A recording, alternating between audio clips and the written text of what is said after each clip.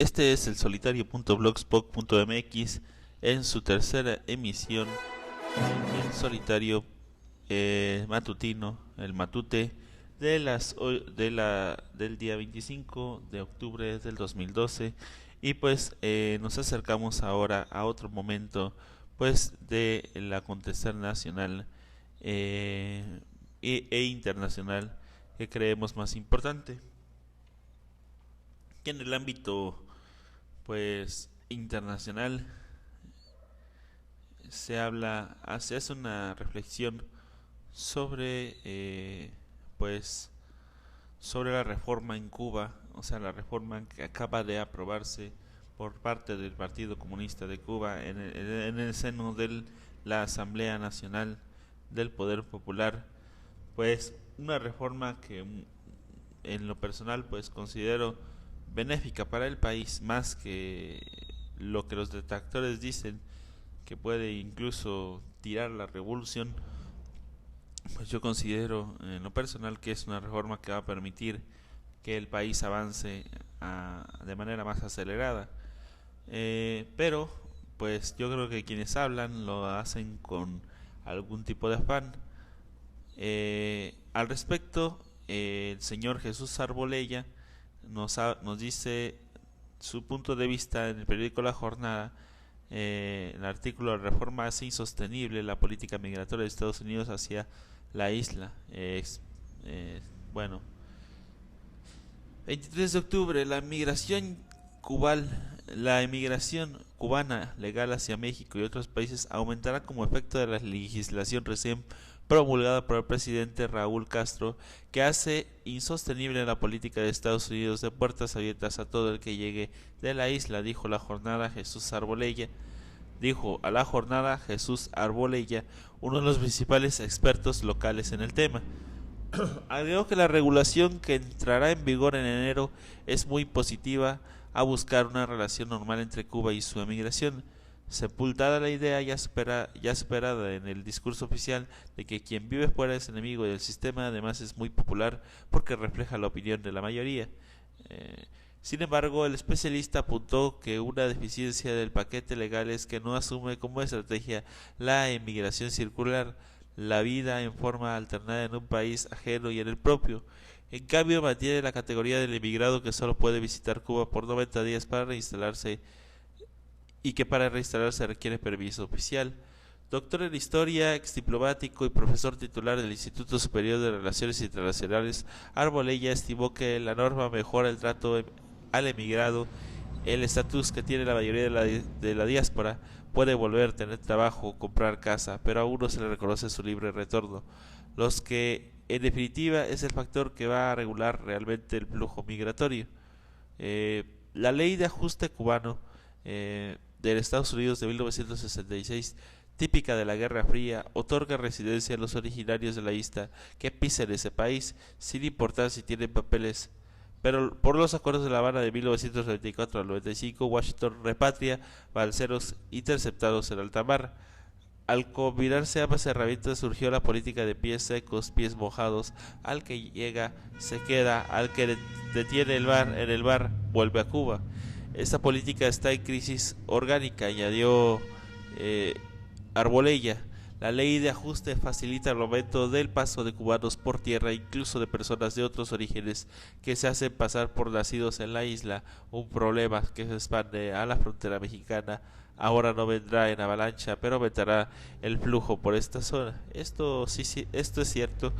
Yo en Yucatán, incluso alguna gente me dijo que eh, sí, sí hay quien te prepara para hablar como cubano, que te hace un documento y que te habla de cosas culturales de Cuba y de diversas cosas para poderte hacer pasar por cubano y obtener la residencia en los Estados Unidos. Aunque parece muy gracioso, es cierto. Se creó un mecanismo que son alrededor de unas 50 preguntas que tienen que ver con cuestiones que nada más podría saber una persona que nació en Cuba.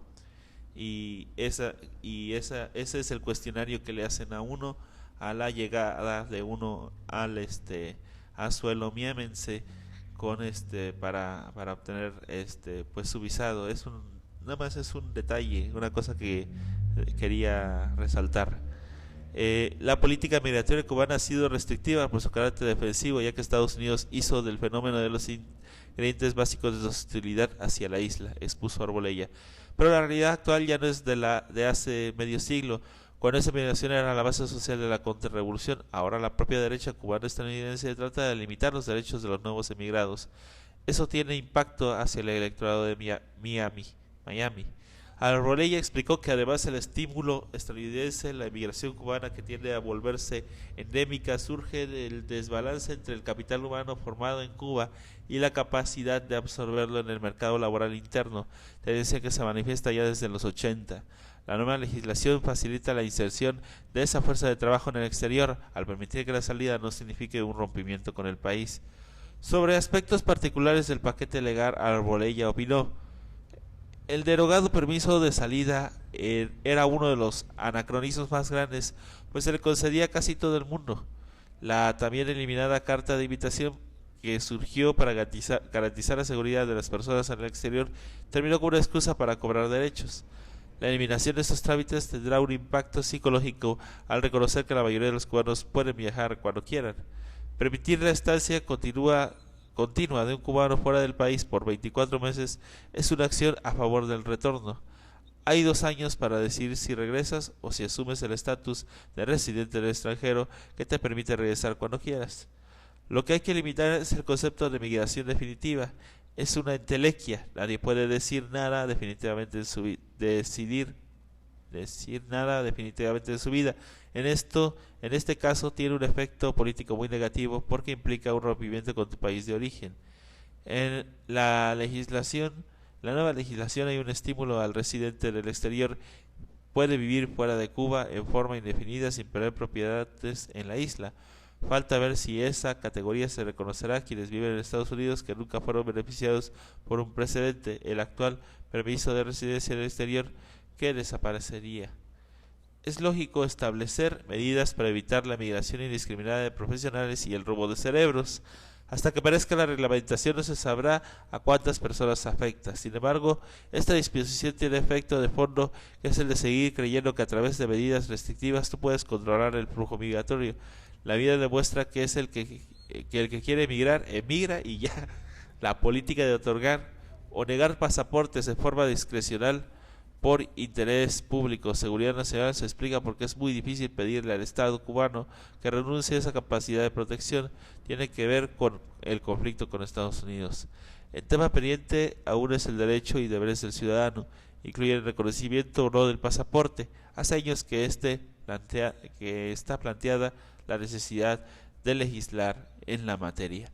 Y pues así termina este artículo muy bueno, que nos da un poquito de claridad con respecto a qué va a significar esta reforma migratoria para los cubanos, y pues que esperemos sea aprobada por el Consejo del Estado en los próximos días, que de hecho ya fue así, y creo que entrará en vigor más o menos en enero de este año, del año que viene. Así que pues vamos a ver qué va a resultar de la misma exactamente en esos momentos. Claro, esperamos obviamente algún flujo de personas, y obviamente los poderes fácticos norteamericanos y bueno, sus medios van a resaltar esto con bombo y platillo.